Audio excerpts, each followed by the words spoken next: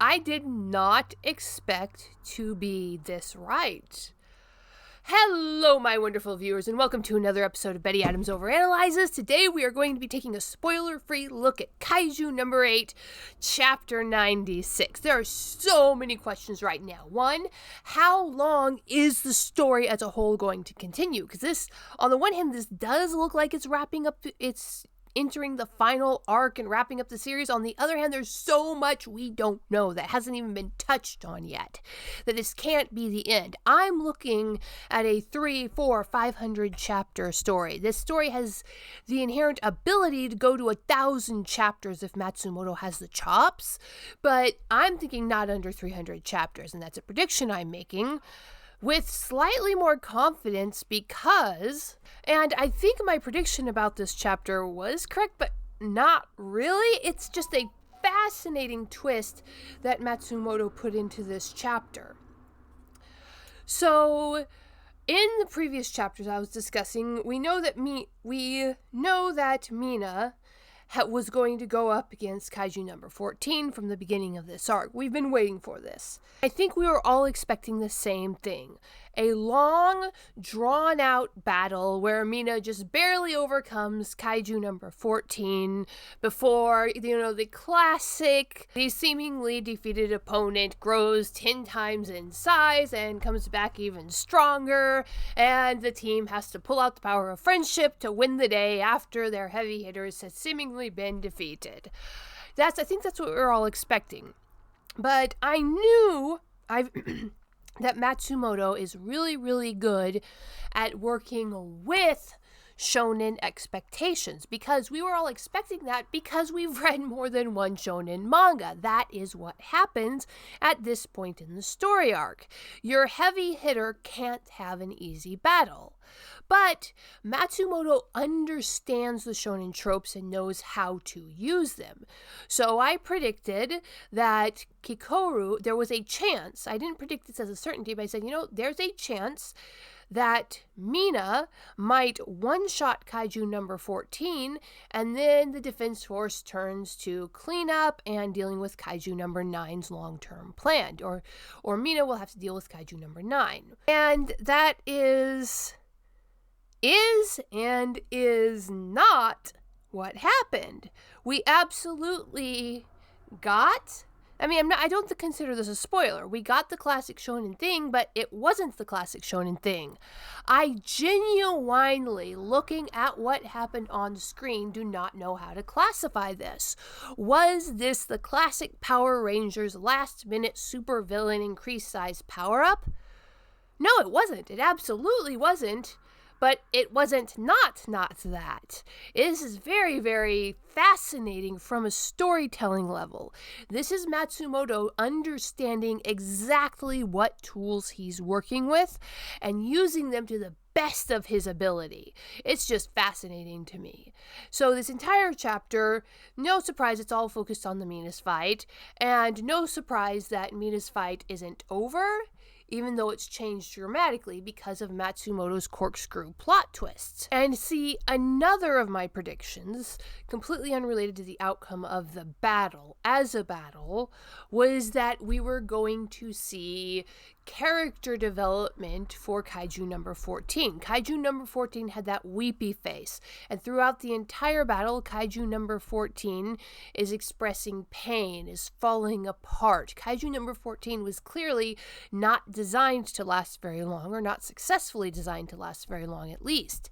And Kaiju number 14 showed signs of suffering with those face masks on the sides of the obelisk, something like a quintesson from Transformers. And I was so caught up in that concept of the quintesson, of the alien, of the Eldritch Abomination, that I completely missed the actual reference that those faces were going for. It was not the obelisk from what was that, Space Odyssey or Space 2001, whatever that movie was. And it wasn't like a quintessence from Transformers. It was something extremely common to Western media audiences, something that we have seen and known of for thousands of years. And The fact that the series is named Kafka tells us that Matsumoto has a familiarity with Western media. The fact that Matsumoto integrated the imagery of Kaiju number 14 and his actual sources for that imagery shows that Matsumoto has an even deeper knowledge of Western media than I thought. Matsumoto seems to be steeped in the culture of not just Western classic media, but Western classic theater. Maybe he didn't read the book, the Metamorphosis. Maybe he watched a play.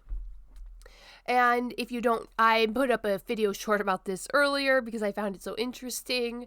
And there was a massive clue about the twist that was going to happen in this chapter about the monster of the week, just in the monster's design. And the clue was glaring. I am kicking myself for not getting it.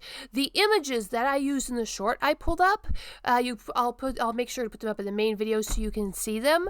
I just have those sitting around on my computer because I use them on a daily basis for marketing. I made those things months ago to market my book because, well, I want people to understand that my two different science fiction series are very different, have very different emotional tones, and that is an image that most people in the West understand.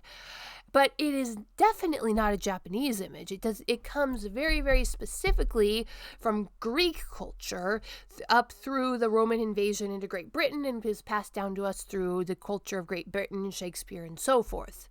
So I am fascinated that Matsumoto is using this imagery in his manga. And just beyond that, my goodness, the flow of this chapter. I cannot believe this was 20-odd pages. And the imagery, how the characters are pacing through their space. I've said this before, I'll say it again. I genuinely don't know if the anime can live up to the hype of the manga because Matsumoto is getting so good at showing movement in static panels. Every panel feels like you're actually watching an anime. There's motion even in the still frames. And the one panel that does not have motion is after somebody falls to a kill shot. It's like the scene in the anime where the camera freezes on them. And it's not quite a freeze frame. Particles are falling around them, but they're falling apart. Matsumoto is so good at capturing motion in plain black and white imagery. And on a side note, Matsumoto is really, really good at mimicking the perspective of a selfie. But just go look at pages 18, 19, 20. The character walking, striding, entering, emerging. I can't imagine the anime being better than this. It might equal this, especially if they put plenty of resources into animating that character, but I can't imagine the anime being better than this. But what do you think, my wonderful viewers? Look at that art, look at the sense of movement, look at the feeling of movement and ominous looming on page 21. Oh, this is amazing. But what do you think, my wonderful viewers? Do you recognize the reference to in Kaiju number 14? Do you know where those faces came from? Tell me in the comments below. Hit that like and subscribe button. Do tell me, do you think this is the beginning of the final arc of the series? Or are we just beginning to open the can of worms of how deeply Kaiju number 9 has integrated himself into the very soil of Japan? Hit that like and subscribe button, leave a comment telling me what you think, and peace out, my wonderful viewers. Do you love awesome science fiction books? Of course you do. If you check out the links below the video, you can get yourself a copy of Comedy or Tragedy. Humans Are Weird. I have the data. Humans Are Weird. We took a vote, and Humans Are Weird. Let's Work It Out are the 3 comedy short story books available on Amazon, Barnes & Noble, Kobo by Rakuten, Google Play.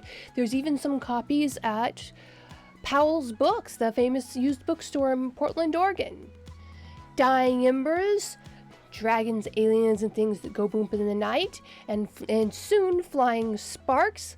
more dramatic, traditional science fiction novels are also available at Amazon. Flying Sparks is still on the pre-order page. If you want a copy, you can email me by contacting the website to pre-order yourself a copy. It's still being edited.